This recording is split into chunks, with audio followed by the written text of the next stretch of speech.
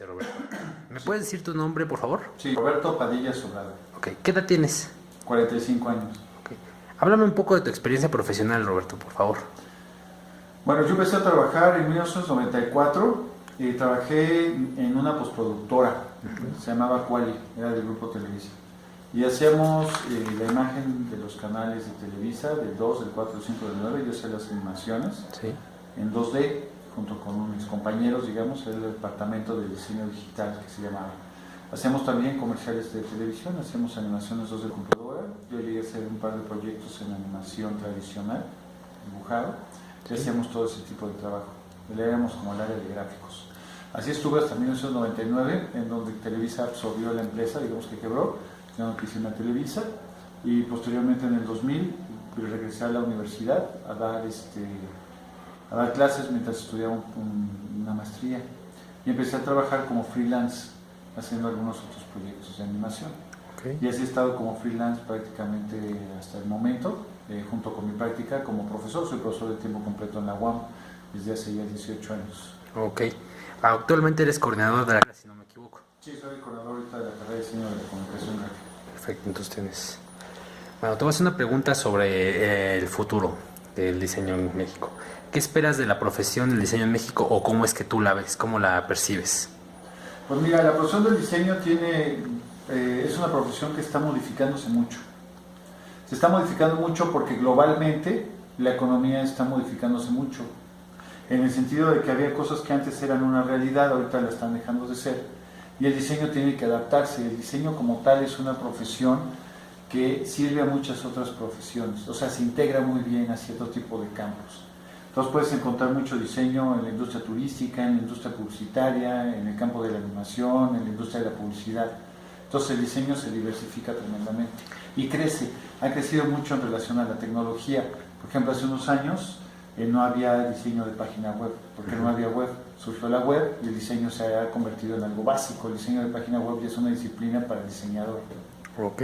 Entonces, ¿en México crees que ha progresado conforme el mundo? Sí, pero por supuesto, México es un país que tiene muchísimo diseño. Lo que pasa es que hay muchísima gente que estudia diseño. Okay. Entonces, a veces parece ser que la profesión no da para más, pero da para muchísimo más porque está sobresaturada. Y va a dar todavía para más, porque México, incluso con lo que está pasando con el petróleo, tiene que diversificarse. Entonces, hay cierto tipo de campos, como la industria turística, que ya habíamos hablado de ella, la cuestión de la manufactura, el comercio internacional, el diseño web, por ejemplo, que están abriendo muchísimos campos nuevos en donde el diseño definitivamente se va a integrar. Okay. ¿Cuál crees que será tu rol en la sociedad, o perdón, mejor dicho, el rol del profesional del diseño en la sociedad o el trabajo? Pues el diseñador gráfico es muy importante dentro del marco social y económico del país. Desafortunadamente México no lo reconoce como tal. México es un país que todavía no le da la importancia al diseño que debe de tener. En China, por ejemplo, todas las universidades tienen diseño a fuerza, ¿no? Porque para ellos es básico, para la cuestión mercadológica, porque viven mucho de comerciar con el mundo entero.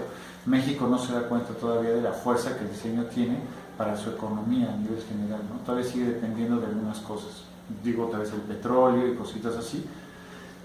Bueno, son cosotas, ¿no? Pero ya ahorita con la crisis petrolera, el diseño debería ser fundamental para otro tipo de campos. Entonces, creo que el diseño sí tiene un lugar, pero no es reconocido todavía, ¿no? Es una profesión menor y también tenemos el gran problema que se requiere de muchísimo diseño, pero la gente no sabe ni contratar diseño ni consumir diseño. Por eso hay tantas personas que nunca estudiaron diseño, pero son diseñadores.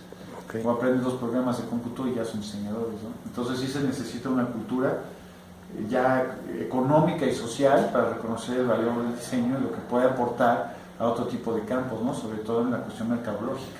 Ok, permíteme. Y en este caso del diseño, ¿cuál sería tu propuesta o tu aportación? ¿Cómo consideras que se eliminarían estos vicios del diseño actualmente en México? Es una cuestión cultural, es económica, o sea, se necesita una planeación estratégica directamente a nivel gobierno y también a nivel empresarial para ver cuáles son los campos más fuertes en donde se puede aportar a nivel diseño y hacer convenios con las universidades, ¿no?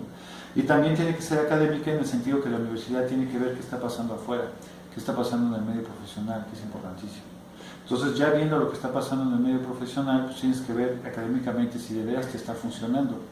Porque el problema de las universidades es que muchas veces los programas están desactualizados y se da diseño que no sirve afuera. Okay. No le sirve a nadie, ¿no? Entonces, el diseño para que crezca tiene que crecer de la mano de la economía, de la cultura. Entonces, sí se tiene que hacer una planeación forzosamente en varios ámbitos, no solamente en uno. Académico solo no funciona, empresarial solo tampoco. Entonces, se tiene que ver, bueno, qué se va a dar en las escuelas de diseño, qué perfil se necesita o con qué perfil se va a realizar. Pues creo que te me adelantas en la siguiente pregunta porque era sobre la educación y cómo la consideras, pero creo que ya la respondiste ampliamente de que... Pues sí que lo ampliamos, ¿no? Porque las universidades, hay muchas universidades que dan diseño gráfico, por ejemplo, pero hay universidades privadas que dan diseño porque hay mucha gente que quiere estudiar diseño. O sea, su negocio es enseñarles, pero no colocarlos en... O sea, mientras sigan dando gente y sigan cobrando colegiaturas, para ellos está bien. Okay. Que es el caso de lo que está pasando con las licenciaturas en animación. No hay medio profesional que consuma tantos egresados en México, no existe. Pero a ellos no les importa porque hay mucha gente que quiere estudiar animación. Okay. Entonces les cobran una muy buena colegiatura y pues, que se hagan pelotas cuando salen, ¿no? Esto pasa un poco también con los diseñadores. Hay muchos diseñadores con profesionales y que dan talleres y talleres y talleres y generan mercado para los propios diseñadores, pero para el exterior no mucho. Exactamente. Lo que pasa con el diseño es que mucho diseño informal en el sentido que no son titulados.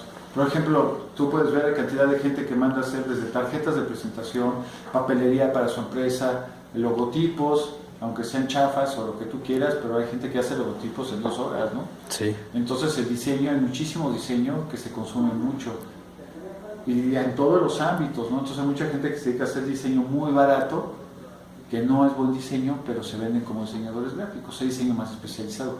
Pero el diseño, como se incorpora a muchísimas ramas, por ejemplo, en la publicidad se necesita diseño muy específico.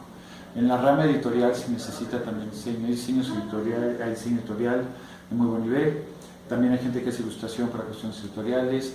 Yo me he dedicado a la animación toda mi vida, pero yo sé mucho de motion graphics, que es diseño en movimiento. Sí. Aparte en animación hay animación de personajes, por ejemplo. O sea, hay infinidad de cosas que el diseñador puede irse a esa rama específica.